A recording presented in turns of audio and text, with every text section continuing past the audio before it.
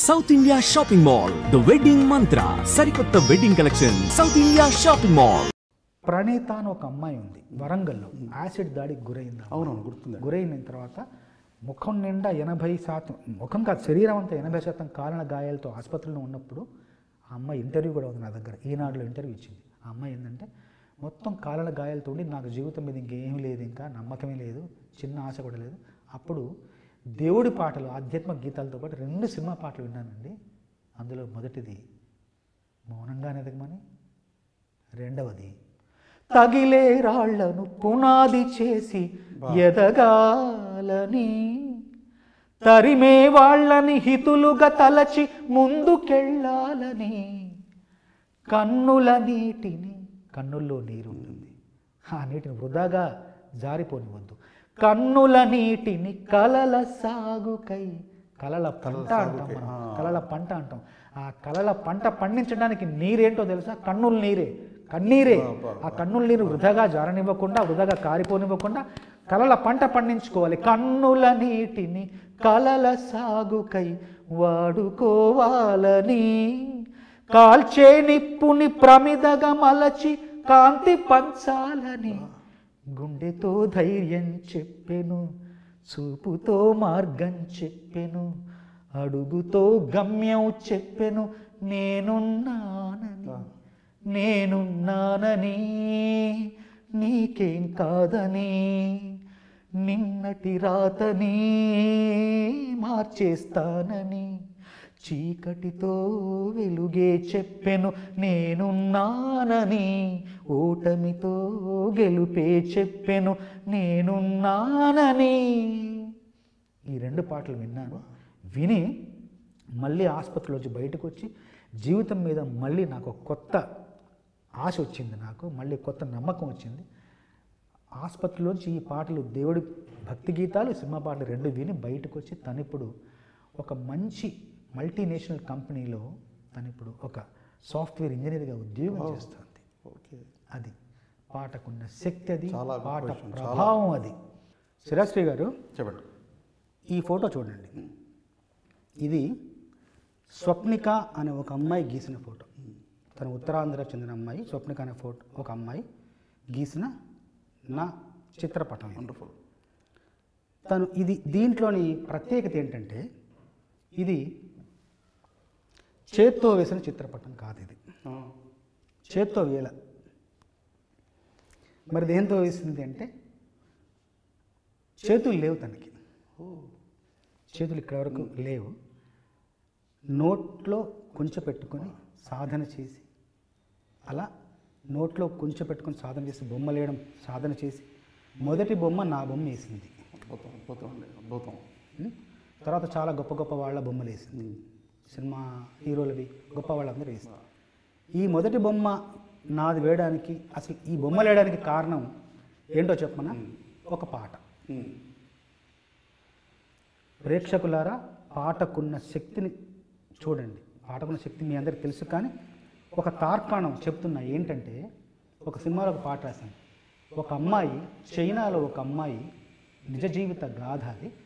ఒక 13 ఏళ్ళప్పుడు ఆ అమ్మాయి గాలిపటం ఎగరేస్తూ ట్రాన్స్ఫార్మర్కి ఆ గాలిపటం తగిలి మొత్తానికి చేతులు కోల్పోతుంది, ఇక్కడ చేతులు కోల్పోతుంది. అప్పుడు ఆ అమ్మాయి చేతులు కోల్పోయిన ఒక సంకల్పంతో, ఒక విశ్వాసంతో, కాళ్ళతోటే పెన్ను పట్టి కాళ్ళతోనే రాయడం, కాళ్ళతోనే కంప్యూటర్ క్యాల్కులేటర్ ఆపరేట్ చేయడం, కాళ్ళతోటే చదవడం చేసి MBBS చేసింది. అట్లాగే పారా ఒలింపిక్స్లో తను గోల్డ్ మెడల్ సాధించింది. ఇది అమ్మాయి నిజ జీవితంలో జరిగిన సంఘటన ఇది. దాన్ని ఆధారంగా సినిమా తీశారు చైనాలో.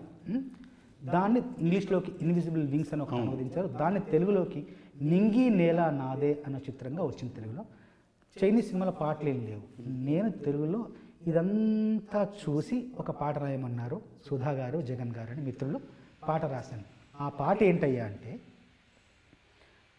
ఆరాటం ముందు ఆటంకం ఎంత, సంకల్పం ముందు వైకల్యం ఎంత, దృఢచిత్తం ముందు దురదృష్టం ఎంత, ఎదురీత ముందు విధిరాత ఎంత, నమ్మకము పట్టుదల నా 2 రెక్కలుగా ఎగిరేస్తా ఏలేస్తా నా ఆశల ఆకాశాన్నంతా.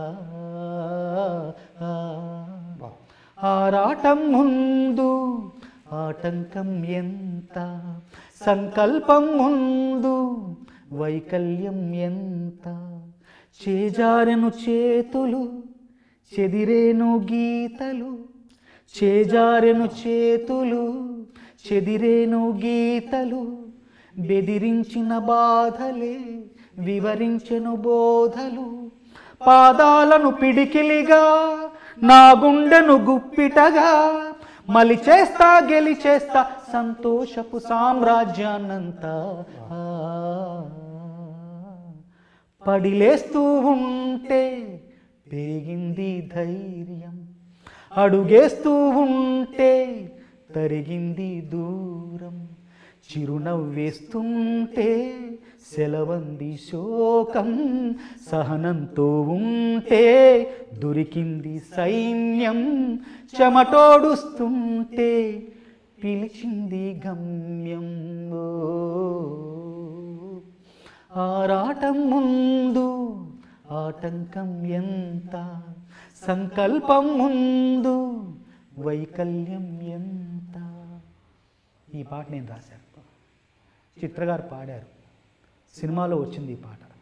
ఎంతోమంది పాటను విన్నారు. ఎన్నో సందర్భాల్లో నేను పాడాను.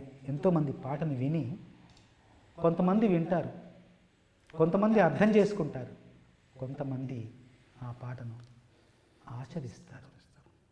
ఈ అమ్మాయి నిజంగా సినిమాలో ఏ రకంగా అమ్మాయికి చేతులు పోతాయో ఈ అమ్మాయికి, స్వప్నిక అనే అమ్మాయి కూడా చేతులు కోల్పోతే ఆ అమ్మాయి ఈ పాట విని, నా పాట విని స్ఫూర్తి పొంది ఏదో సాధించాలి. సంకల్పం ముందు వైకల్యం ఎంత, దృఢచిత్తం ముందు దురదృష్టం ఎంత, ఎదురీత ముందు విధిరాత ఎంత అని తనకు తనే సమాధానం చెప్పుకొని నేర్చుకొని, బొమ్మలేయడం నేర్చుకొని నోటితో బొమ్మలేసి నా బొమ్మేసి పంపించింది నాకు. ఇంతకంటే మనకి ఏం కావాలండి? మనకి ఎలాంటి పురస్కారాలు కావాలి, ఎలాంటి అవార్డులు కావాలి? ఇంతకంటే ఎంత మనకు సంతృప్తి? ఇదే కదా, కోట్లు, ఇదే ఐశ్వర్యం, ఇదే సంపద, నాకు ఇదే సంతృప్తి. అలాగే స్ఫూర్తి అనేది చెప్తున్నాను. ఒకానొక సందర్భంలో ఒక ఇన్సూరెన్స్ కంపెనీ వాళ్ళ కోసం వాళ్ళని పిలిచి ఏమంటే మా ఇన్సూరెన్స్ కంపెనీ కోసం ఏదైనా మీరు కొంచెం ప్రసంగం ఇవ్వాలి అని తప్పకుండా ఇస్తాను. వెళ్ళి మిగతా అన్ని పాటలు పాడుతూ ఒక పాట మాత్రం ప్రత్యేకంగా వాళ్ళ కోసం పాడాను. సినిమాలో వచ్చిన పాటే పాడింది, సినిమాలో ఉన్న పాటే పాడింది, సినిమాకు నేను రాసిన పాటే పాడాను. కానీ అప్పటి వరకు ఆ సినిమాకు ప్రజాదరణ లభించలేదు. ఆ పాటకు ప్రజాదరణ, సినిమాకు పాటకు ప్రజాదరణ లభించలేదు. ఆ పాట వెలుగు చూడలేదు. నేను ఆ సందర్భంలో పాడడంతో ఎవరో వాళ్ళు తమ సెల్ ఫోన్లో ఆ పాటను చిత్రీకరించి వాళ్ళ గ్రూపులో పెట్టేసుకున్నారు. వాళ్ళ గ్రూపులో అలా అలా అలా బయటకు వచ్చేసి మొత్తం ప్రపంచం అంతా తెలిసిపోయింది ఆ పాట ఉన్నట్టు. ఇప్పుడు నేను ఎక్కడికి వెళ్ళినా ఆ పాట పాడమంటారు, ఆ పాట గురించి చెప్పమంటారు, పాట గురించి మాట్లాడుతుంటారు. ఆ పాట, ఆ ఒక్క పాట ద్వారా 150 కోట్లు ఆ సంవత్సరం వాళ్ళ ఇన్సూరెన్స్ కంపెనీ వాళ్ళు ఆ వచ్చిన ఏజెంట్లకి ఈ పాట పూర్తిగా నరనరంలో జీర్ణించుకుపోయి 150 కోట్ల వ్యాపారం అదనంగా చేశారు ఈ పాట ద్వారా. అది వాళ్ళే చెప్పారు నాకు, వాళ్ళ ఊరికే చెప్పరు కదా లాభం వచ్చిన విషయం. ఆ పాట ఎవరేమీ అనుకున్న నువ్వుండే రాజ్యాన రాజు నువ్వే, బంటు నువ్వే, మంత్రి నువ్వే, సైన్యం నువ్వే, ఏదైనా ఏమైనా నువ్వెళ్ళే బడిలోన పలక నువ్వే, బలపం నువ్వే, ప్రశ్న నువ్వే, బదులు నువ్వే, అన్నీ నువ్వే కావాలి, అనునిత్యం పోరాడాలి, అనుకున్నది సాధించాలి.